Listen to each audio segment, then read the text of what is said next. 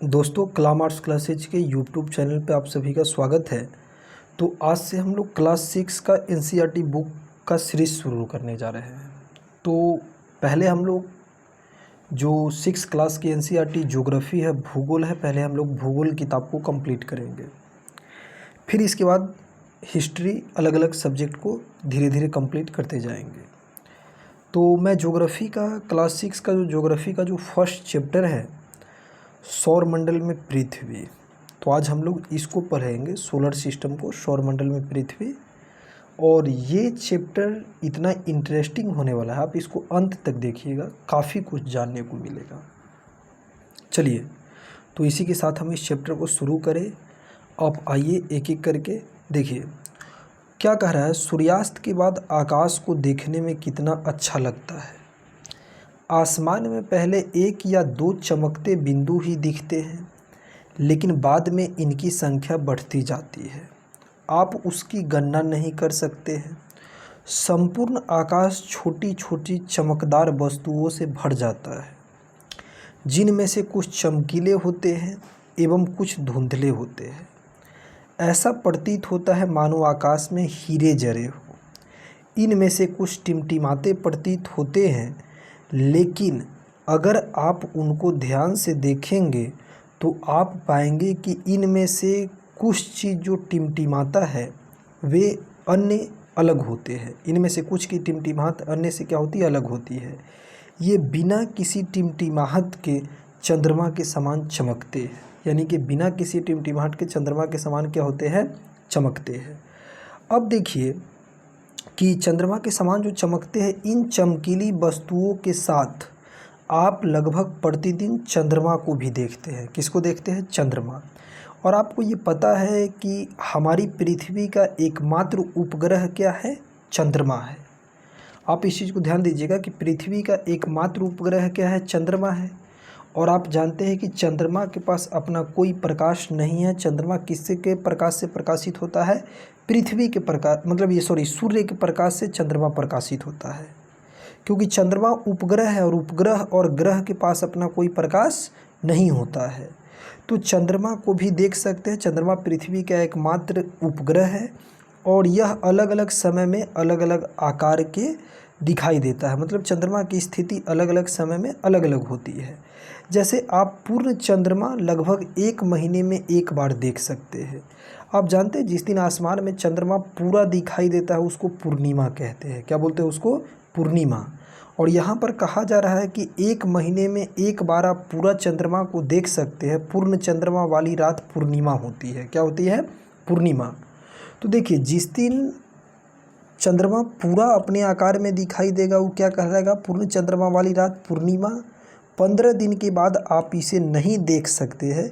यह नए चंद्रमा की रात्रि या अमावस्या होती है।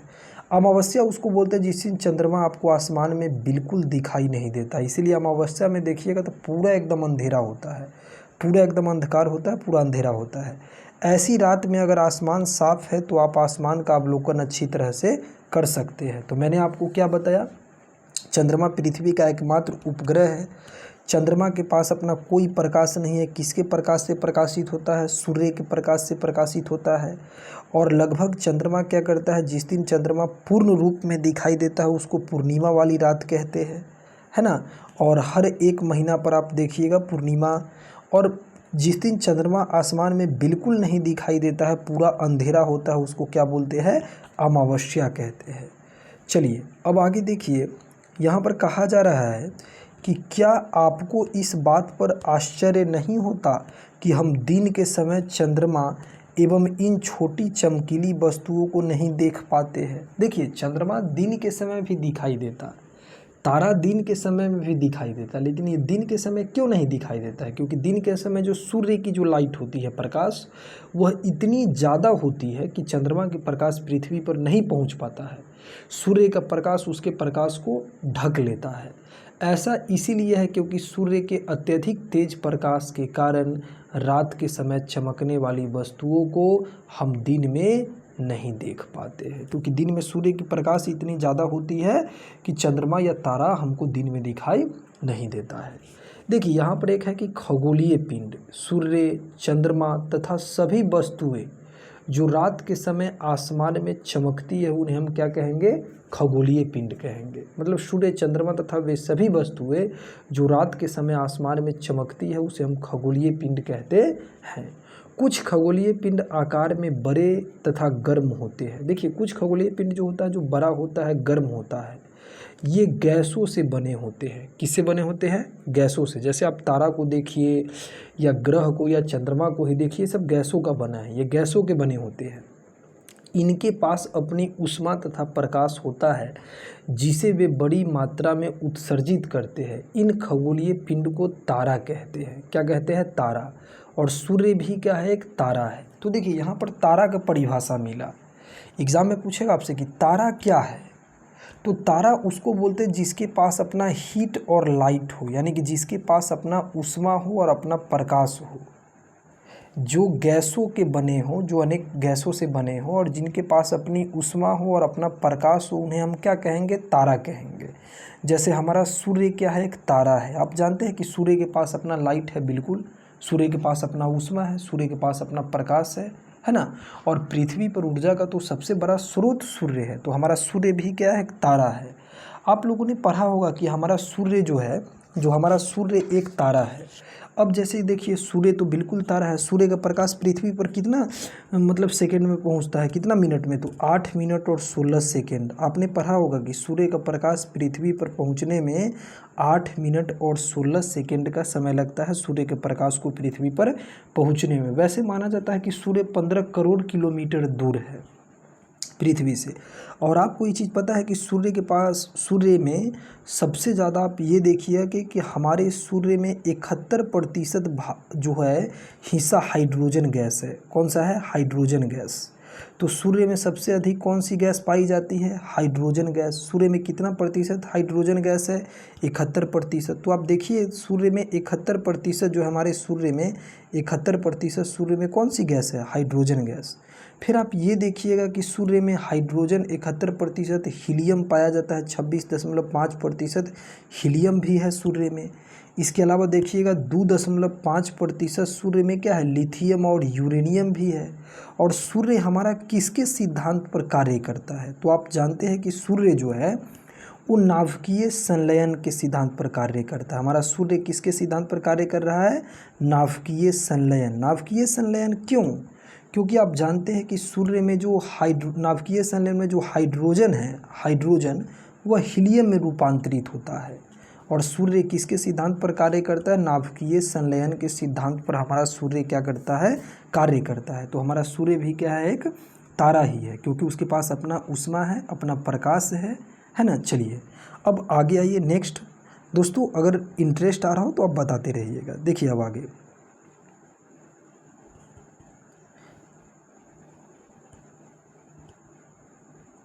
देखिए नेक्स्ट कहा जा रहा है कि रात के समय चमकते हुए अनगिनत तारे सूर्य के समान ही है। अगर आप देखिएगा तो रात में आपको आसमान में असंख्य तारा चमकता हुआ दिखाई देगा, लेकिन हमसे बहुत अधिक दूर होने के कारण हम लोग उनकी ऊष्मा या प्रकाश को महसूस नहीं करते। जानते हैं तारा उतना ऊंचाई क्यों दिखाई देता है? तारा उतना छोटा इसीलिए दिखता है कि क्योंकि वह हमसे बहुत ज़्यादा ऊंचा है ना। इसीलिए वह बहुत ज़्यादा ऊंचा है, इसीलिए वह छोटा दिखाई देता है और अत्यधिक दूरी के कारण हम उसकी ऊष्मा और प्रकाश को महसूस नहीं करते हैं तथा वे अत्यंत छोटे दिखाई पड़ते हैं। आपने अवश्य ध्यान दिया होगा कि कुछ दूरी से देखने पर सभी वस्तुएं छोटी दिखाई पड़ती है और अत्यधिक ऊंचाई पर, जैसे हवाई जहाज़ अगर प्लेन अगर ऊपर उड़ रहा हो तो आप हवाई जहाज़ को भी देखिएगा तो छोटा दिखाई देगा। क्यों? क्योंकि जो चीज़ हमसे जितना दूर होगा या जो चीज़ हमसे जितना ऊंचा होगा वह हमको उतना ही छोटा दिखाई देगा। चलिए अब देखिए यहाँ एक चीज़ कि रात्रि में आसमान की ओर देखते समय आप तारों के विभिन्न समूहों द्वारा बनाई गई अलग अलग आकृति को देख सकते हैं और ये नक्षत्र मंडल कहलाते हैं। क्या कहलाते हैं? नक्षत्र मंडल। अगर आप रात में आसमान में देखिएगा तो रात में आसमान में क्या होता है? तारा अपना अलग अलग आकार बनाता है, तारों से अलग अलग आकृति बनी होती है जिसे हम क्या कहते हैं? नक्षत्र मंडल। देखिए अर्सा मेजर या बिग बियर इसी प्रकार का एक नक्षत्र मंडल है। अर्सा मेजर या बिग बियर जो है, जो इसी प्रकार का क्या है, एक नक्षत्र मंडल है। बहुत आसानी से पहचान में आने वाला नक्षत्र मंडल है सप्तऋषि। देखिए सप्तऋषि जो नक्षत्र मंडल है, आपको मैं बता दूं, सप्तऋषि 7 तारों का समूह है। अगर आप आसमान में देखिएगा तो सप्तऋषि आपको क्या दिखाई देगा, 7 तारों का आपको समूह दिखाई देगा। सप्तऋषि 7 तारों का समूह है जो नक्षत्र मंडल अर्सा मेजर का भाग है। आपने परिवार या पड़ोस में किसी बड़े व्यक्ति से कहिए कि वह आपको आसमान में, ध्यान दीजिएगा, वह आपको आसमान में अधिक तारों तथा नक्षत्र मंडल को दिखाए। वह आपको आसमान में अधिक तारों और नक्षत्र मंडल को दिखाए। प्राचीन समय में लोग रात्रि में दिशा का निर्धारण तारों की सहायता से करते थे। पहले आप जानते हैं, लोगों को अगर दिशा मतलब ये तय करना पड़ता था तो तारों की सहायता से करते थे। उत्तरी तारा उत्तर दिशा को बताता है, उत्तरी तारा उत्तर दिशा को बताता है, इसे ध्रुव तारा कहा जाता है। देखिए ध्रुव तारा क्या होता है, पोल स्टार जिसको बोलते हैं, ध्रुव तारा को क्या बोलते हैं, पोल स्टार। तो ये जो पोल स्टार जो है ध्रुव तारा है, ये ध्रुव तारा क्या है, प्राचीन समय में लोग तारे को देखकर दिशा का ज्ञान करते थे, प्राप्त करते थे। और ध्रुव तारा एक तारा है जो पृथ्वी के ठीक उत्तर में होता है। ध्रुव तारा एक ऐसा तारा है जो पृथ्वी के ठीक उत्तर में होता है। और यह बताना कठिन है कि ध्रुव तारा कितना बड़ा है। हालांकि ध्रुव तारा की दूरी पृथ्वी से 47 प्रकाश वर्ष है, 47 प्रकाश वर्ष है। तो ध्रुव तारा की सहायता लोग किसको ज्ञात करने में करते थे, दिशा को ज्ञात करने में। यह आसमान में हमेशा एक ही स्थान पर रहता है। अगर आप ध्रुव तारा को देखिएगा तो ध्रुव तारा आसमान में हमेशा एक ही स्थान पर रहता है। और हम सप्तऋषि तारों की सहायता से इसकी स्थिति को जान सकते हैं, क्योंकि जो सप्तऋषि तारा होता है उसी के आपस में देखिएगा तो एक काल्पनिक रेखा खींच जाए तो उसके आगे की ओर बढ़ाया जाए तो ध्रुव तारा, जैसे देखिए मैं आपको दिखाने की कोशिश कर रहा हूँ। यहाँ पर अगर सप्तऋषि तारा है, जैसे देखिए एक, ज़रा ध्यान दीजिएगा दोस्तों, 1 2 3 4 5 6 7, ये और ये हुआ ध्रुव तारा। तो सप्तऋषि तारों के सीधे मतलब ये किसको इंगित कर रहा है, ध्रुव तारा को। तो सप्तऋषि तारों की सहायता से हम किसको ज्ञात कर सकते हैं, ध्रुव तारा को। चलिए, तो सप्तऋषि तारों की सहायता से हम ध्रुव तारा की ओर इंगित कर सकते हैं, ज्ञात कर सकते हैं। अब देखिए ग्रह के बारे में, अब किसका परिभाषा बताया गया है, ग्रह। तो अब जो ग्रह की जो परिभाषा बताया गया, आप देखिएगा कि ग्रह की परिभाषा क्या बताया गया है। जैसे कुछ खगोलीय पिंडों में अपना ऊष्मा और प्रकाश नहीं होता है, वे तारों के प्रकाश से प्रकाशित होते हैं, ऐसे पिंड को हम ग्रह कहते हैं। क्या कहते हैं, ग्रह। तो ग्रह किसको कहेंगे, जिनके पास अपना ऊष्मा या प्रकाश नहीं होगा, जिसके पास अपना ऊष्मा और प्रकाश नहीं होगा, और जो तारों के प्रकाश से प्रकाशित होता है उसे हम क्या कहेंगे, ग्रह कहते हैं। ग्रह जिसे अंग्रेजी में प्लेनेट कहते हैं, ग्रीक भाषा के प्लेनेटाइट शब्द से बना है, जिसका अर्थ होता है परिभ्रम या अर्थात चारों ओर घूमने वाला। पृथ्वी जिस पर हम रहते हैं ग्रह है, हमारा पृथ्वी भी क्या है, ग्रह है। आपको पता है कि हमारा पृथ्वी एक ग्रह है, जो नीला ग्रह कहलाता है ना। पृथ्वी एकमात्र ऐसा ग्रह है जिस पर जीवन संभव है। यह अपना संपूर्ण प्रकाश, पृथ्वी जो हमारा ग्रह है, ये भी प्रकाश और ऊष्मा किससे प्राप्त करता है, सूर्य से प्राप्त करता है, सूर्य से प्राप्त करता है। और जो पृथ्वी के सबसे नज़दीक का तारा है, पृथ्वी के सबसे नज़दीक का तारा सूर्य है। और पृथ्वी को ध्यान दीजिएगा, पृथ्वी को बहुत अधिक दूरी से, जैसे चंद्रमा से देखने पर यह चंद्रमा की तरह चमकती हुई प्रतीत होती है। कौन, हमारी पृथ्वी, ठीक ना। पृथ्वी के 71% भाग में जल पाया जाता है और पृथ्वी के 29% भाग में ही स्थल है। तो पृथ्वी के 71% भाग में जल पाया जाता है, इसीलिए पृथ्वी को हम क्या कहते हैं, नीला ग्रह कहते हैं, ग्रीन प्लेनेट। देखिए बृहस्पति, शनि, यूरेनस के चारों ओर छल्ले हैं। यहाँ पर एक चीज़ कहा जा रहा है कि बृहस्पति ग्रह, शनि ग्रह और यूरेनस के चारों ओर छल्ले हैं। ये छल्ले विभिन्न पदार्थों की असंख्य छोटे छोटे पिंडों से बनी पटिया है। पृथ्वी से इन छल्ले को शक्तिशाली दूरबीन की सहायता से हम क्या कर सकते हैं, देख सकते हैं। तो दूरबीन की सहायता लगेगा इसको क्या करने के लिए, देखने के लिए। अब देखिए यहाँ पर कुछ ग्रह इत्यादि के बारे में चर्चा की जा रही है। जैसे कि आप देखिएगा दोस्तों कि ग्रह, जैसे मैं बता रहा हूँ, ध्यान दीजिएगा। देखिए यहाँ पर जो कुछ ग्रह इत्यादि की जो बात की जा रही है कि ग्रह, जैसे देखिए बुध, सबसे पहले मैं आपको बता दूँ बुध, तो देखिए बुध जो है जो सौरमंडल का सबसे छोटा ग्रह है, और बुध सौरमंडल का सबसे छोटा ग्रह है। सूर्य के चारों ओर एक परिक्रमा अपने अक्ष पर कितना दिन में लगाता है? 59 दिन में। देखिए जो ग्रह सूर्य के जितना नज़दीक होगा वह ग्रह सूर्य का चक्कर उतना जल्दी कर लेगा, उतना जल्दी सूर्य का चक्कर लगा लेगा। तो यहाँ पर कहा जा रहा है, ध्यान दीजिएगा, यहाँ पर कहा जा रहा है कि बुध जो है, जो बुध क्या है, तो बुध सबसे छोटा ग्रह है और ये सूर्य का जो परिक्रमा है, सूर्य की परिक्रमा सबसे जल्दी लगा लेता है। बुध सूर्य की परिक्रमा सबसे जल्दी लगाता है, केवल 88 दिन में, मतलब सूर्य के चारों ओर परिक्रमा करने में इसे कितना समय लगता है? 88 दिन। तो बुध को सूर्य की परिक्रमा करने में, बुध को सूर्य का चक्कर लगाने में कितना समय लगता है? तो 88 दिन लगता है बुध को सूर्य का परिक्रमा करने में, 88 दिन। तो आप लिखिएगा कि बुध जो है जो सौरमंडल के सूर्य के सबसे निकट का ग्रह है और सूर्य के करीब होने के कारण यह सूर्य की परिक्रमा सबसे कम समय में लगाता है। कितना दिन में लगाता है? तो 88 दिन में लगाता है। और एक चीज़ ध्यान देने वाली बात है कि बुध के पास, देखिए मरकरी, ये बुध के पास अपना कोई उपग्रह नहीं है, बुध के पास अपना कोई उपग्रह नहीं है। और बुध जो अपने अक्ष पर बुध को घूमने में 59 दिन लगता है। कितना दिन लगता है? 59 दिन लगता है अपने ग्रह पर, मतलब ये कक्षा में घूमने में, किसको? बुध को। बुध पर से दूसरा ग्रह आप देखिए सौरमंडल में, तो सौरमंडल का दूसरा ग्रह है शुक्र ग्रह। बुध के बाद सौरमंडल का दूसरा ग्रह क्या है? शुक्र ग्रह। और आपको ये चीज़ पता है, ये देखिए शुक्र ग्रह है जो बुध के बाद सूर्य से दूसरा दूरी के अनुसार, और सूर्य के चारों ओर एक परिक्रमा करने में उसे अपने, सूर्य के चारों ओर परिक्रमा करने में शुक्र ग्रह को कितना समय लगता है? तो सूर्य के चारों ओर परिक्रमा करने में शुक्र ग्रह को लगता है 255 दिन। कितना लगेगा? 255 दिन। तो आप इतना ध्यान दीजिएगा कि शुक्र ग्रह को सूर्य के चारों तरफ परिक्रमा करने में 255 दिन लगेगा। किस ग्रह को? शुक्र ग्रह को। और मैं आपको बता दूं कि शुक्र ग्रह सबसे गर्म ग्रह है। सबसे गर्म ग्रह कौन ग्रह है? शुक्र ग्रह। सबसे चमकीला ग्रह कौन ग्रह है? शुक्र ग्रह। सांझ का तारा किस ग्रह को बोलते हैं? शुक्र ग्रह को। भोर का तारा किस ग्रह को बोलते हैं? शुक्र ग्रह को। और शुक्र ग्रह आकार में हमारे पृथ्वी के समान है, लगभग समान है, इसीलिए शुक्र ग्रह को पृथ्वी का जुड़वा बहन बोलते हैं। शुक्र ग्रह को क्या कहते हैं? पृथ्वी की जुड़वा बहन कहते हैं शुक्र ग्रह को।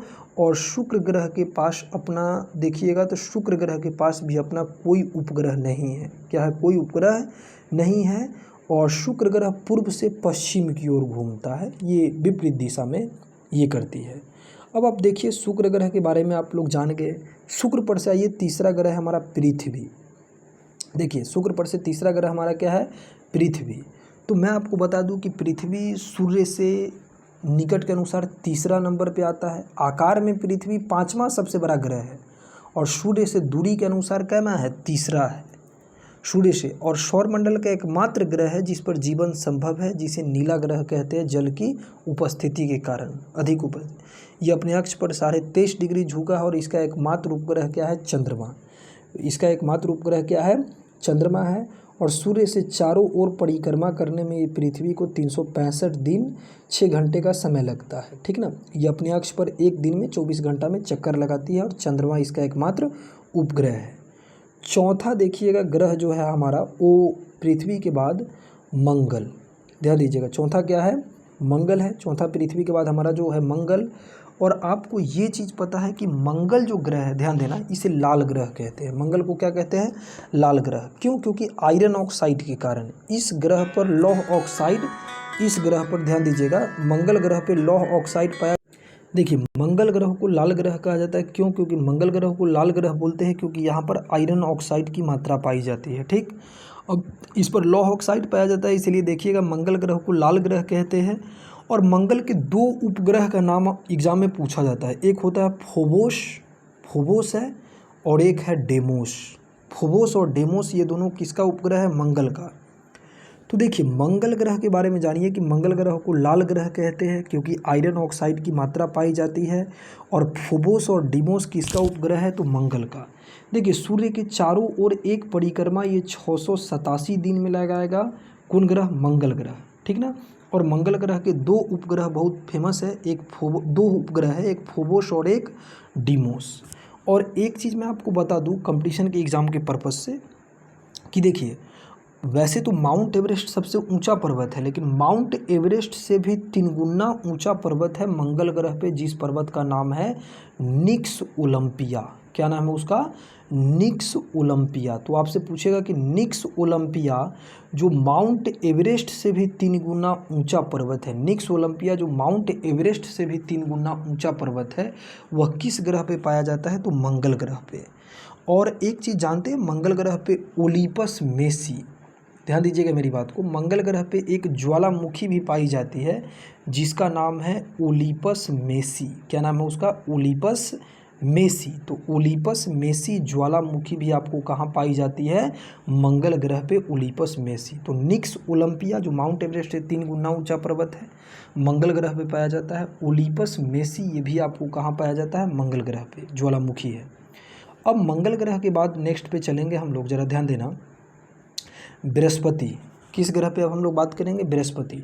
पता है कि बृहस्पति सौरमंडल का सबसे बड़ा ग्रह है, बृहस्पति सौरमंडल का सबसे बड़ा ग्रह है।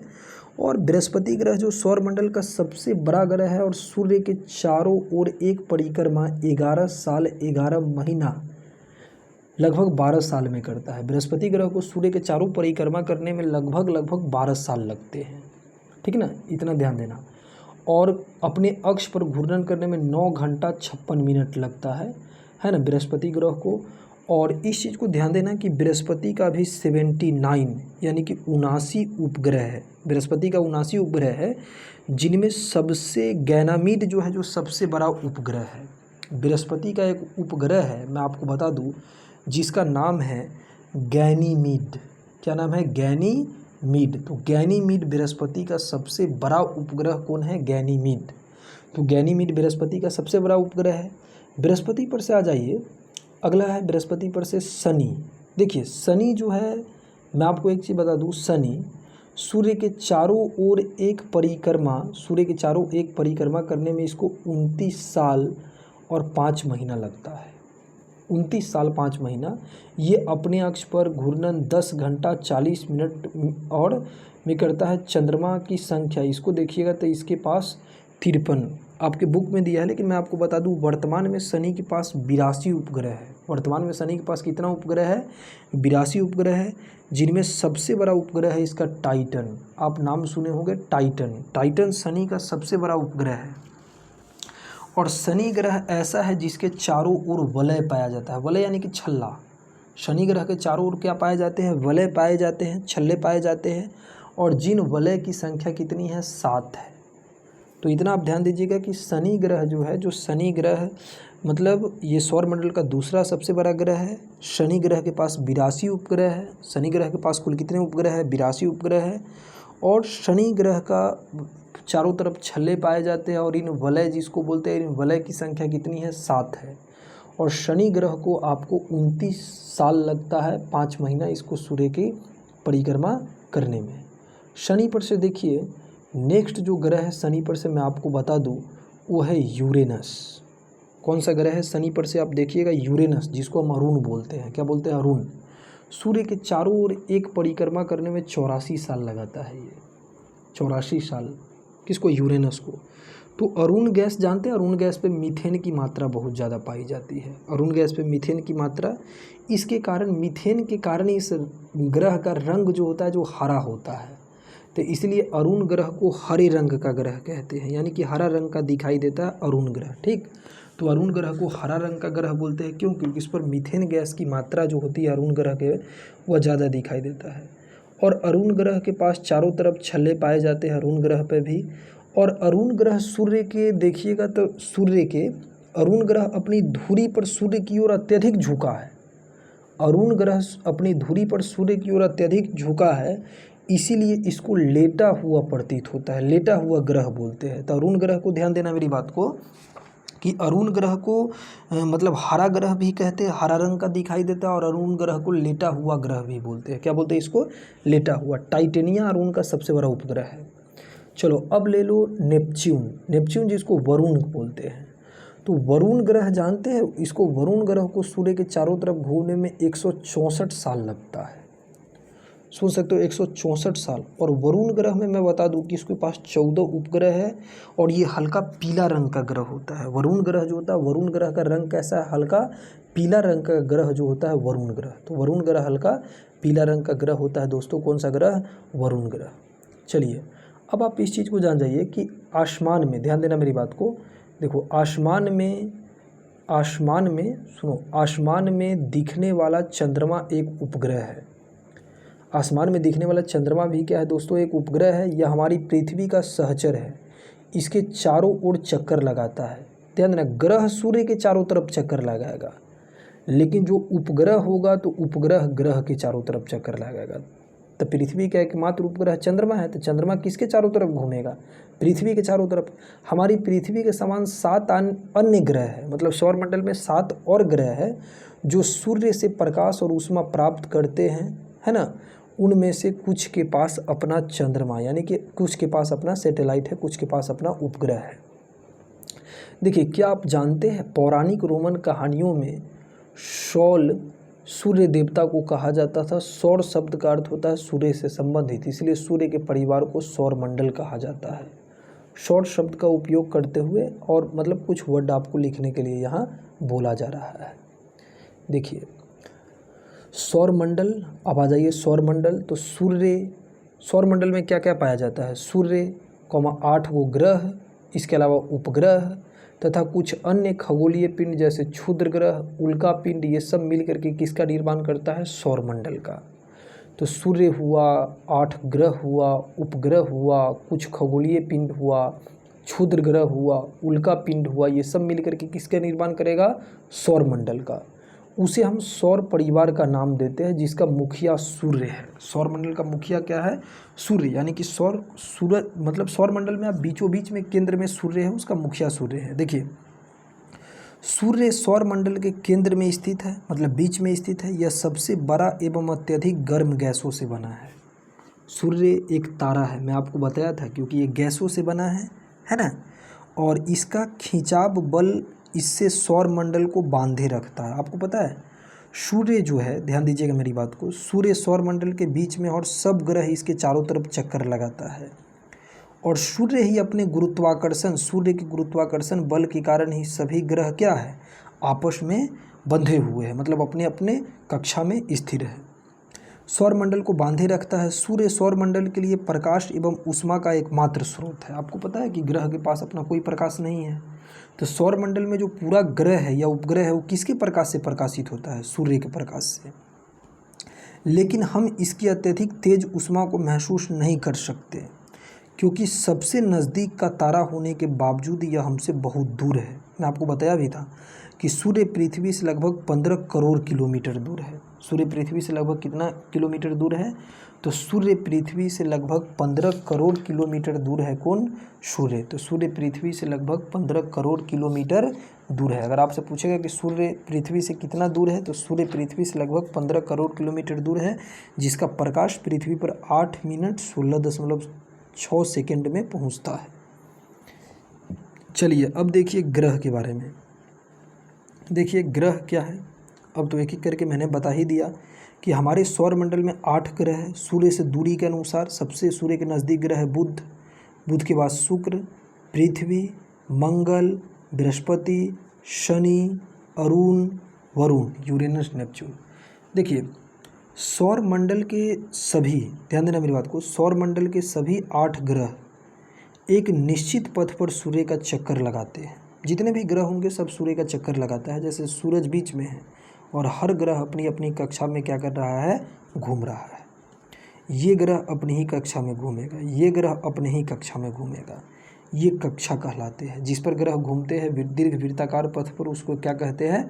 कक्षा कहते हैं। बुध सूर्य के सबसे नज़दीक है। अपनी कक्षा में सूर्य के चारों ओर चक्कर लगाने में केवल 88 दिन लगता है। मैं आपको बताया भी हूँ कि देखिए जो ग्रह सूर्य के जितना नज़दीक होगा उस सूर्य की परिक्रमा उतना जल्दी करेगा। तो सूर्य के सबसे नज़दीक कौन सा ग्रह है? बुध ग्रह। तो बुध ग्रह को सूर्य का चक्कर लगाने में कितना दिन लगेगा? 88 दिन। तो 88 दिन। शुक्र को पृथ्वी का जुड़वा ग्रह माना जाता है क्योंकि इसका आकार एवं आकृति किसके समान है, पृथ्वी के समान है, ठीक है ना, पृथ्वी के समान है, इसीलिए उसको पृथ्वी का जुड़वा ग्रह कहते हैं। अब एक चीज़ ध्यान देना, अभी तक प्लूटो को भी ग्रह माना जाता था, मतलब प्लूटो जिसको यम बोलते हैं, प्लूटो को क्या कहते हैं, यम, प्लेटो को भी एक ग्रह माना जाता था। लेकिन जानते हो, परंतु अंतर्राष्ट्रीय खगोलीय संगठन 2006 में निर्णय लिया गया कि यह खगोलीय पिंड तथा प्लूटो को बौने ग्रह में रखा गया। 2006 में प्लेटो को ग्रह से हटा दिया गया, 2006 में प्लूटो को ग्रह से हटा दिया गया और 2006 में प्लूटो को किस ग्रह में शामिल किया गया, बौने ग्रह में। क्यों? क्योंकि देखो, ग्रह उसको बोलते हैं जो अपनी निश्चित कक्षा में सूर्य की परिक्रमा करता है, लेकिन प्लूटो निश्चित कक्षा में सूर्य की परिक्रमा नहीं करता था। प्लूटो जो है जो कभी इधर कभी अपना कक्षा को बदल के कभी उसमें चला जाता था, यूरेनस वगैरह में। तो प्लूटो को इसीलिए ग्रह से हटा करके इसको बौने ग्रह में शामिल कर दिया गया। कब? 2006 में। तो पूछेगा आपसे कि प्लूटो को बौना ग्रह में कब शामिल किया गया? 2006। क्यों बौना ग्रह में शामिल किया गया? क्योंकि अपनी निश्चित कक्षा में नहीं घूम सकता है ना, ये अपना मार्ग बदलता था, इसलिए इसको बौना ग्रह में शामिल कर दिया गया। देखिए, अब एक चीज़ यहाँ पर दिया जा रहा है आपको कि ध्यान देना मेरी बात को, कि देखो ऐसा बहुत से शब्द जिनका उपयोग हम एक भाषा में करते हैं अक्सर दूसरी भाषाओं के लिए किए गए शब्द हो सकते हैं। जैसे जियोग्राफी अंग्रेजी शब्द है, यह ग्रीक भाषा से लिया गया शब्द है जिसका अर्थ होता है पृथ्वी का विवरण। ज्योग्राफी किसका भाषा है? ग्रीक भाषा का शब्द है जिसका अर्थ है पृथ्वी का विवरण। यह दो ग्रीक शब्दों से मिलकर बना है, जियो जिसका अर्थ होता है पृथ्वी और ग्राफिया जिसका अर्थ होता है लिखना। तो आइए पृथ्वी के संबंध में और अधिक जाने। ध्यान देना मेरी बात को, पृथ्वी के संबंध में और अधिक जाने। जैसे देखिए, जियोलॉजी पृथ्वी का अध्ययन, जियो प्लस जियोमेट्री पृथ्वी का मापन, जियो प्लस ऑइड जियोलॉइड मतलब पृथ्वी के आकार का अनुरूप। देखो, क्या आप जानते हैं रात में आसमान को देखकर मनुष्य हमेशा से मोहित हुआ है। खगोलीय पिंड एवं उसकी गति, ध्यान देना मेरी बात को, खगोलीय पिंड एवं उनकी गति के संबंध में अध्ययन करने वाले को खगोल शास्त्री कहते हैं। आप लोगों ने आर्यभट्ट का नाम सुना होगा, ये प्राचीन भारत के प्रसिद्ध खगोल शास्त्री थे आर्यभट्ट।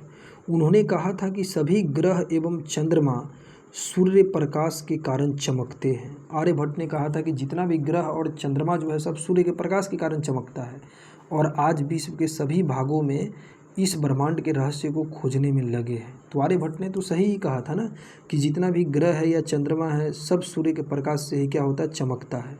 वैसे ग्रहों की गति के नियम को किसने दिया था? केपलर ने। मतलब जितना भी ग्रह या उपग्रह होता है सूर्य के चारों तरफ घूमता है, किसने कहा? केपलर ने कहा। किसने कहा? केपलर ने। तो ग्रहों की गति का नियम दिया केपलर ने। और सौर प्रणाली की खोज किसने किया? कोपरनिकस ने। आपसे पूछेगा कि सौर प्रणाली की खोज किसने किया? कोपरनिकस ने। कोपरनिकस ने सौर प्रणाली की खोज की। और ग्रहों की गति का नियम किसने दिया? तो केपलर ने दिया। चलिए, तो ग्रहों की गति का नियम देने वाला वैज्ञानिक कौन था? केपलर। अब आप आ जाइए, ठीक ना दोस्तों, ये वीडियो थोड़ा लंबा हो जाएगा, इसलिए पार्ट 1 हम यहीं पे रोकते हैं। इसका पार्ट 2 भी मैं लाऊंगा, है ना। 2 पार्ट में इस चैप्टर को हम लोग कंप्लीट करेंगे, है ना। तो चलिए ठीक है, ये नेक्स्ट पार्ट इसका मैं अगले दिन डालूंगा। तब तक आप इतना बताइएगा कि आपको ये कैसा लगा। जी धन्यवाद। अगर कोई उत्सुकतावश कोई क्वेश्चंस पूछना हो तो पूछ सकते हैं। जी थैंक यू।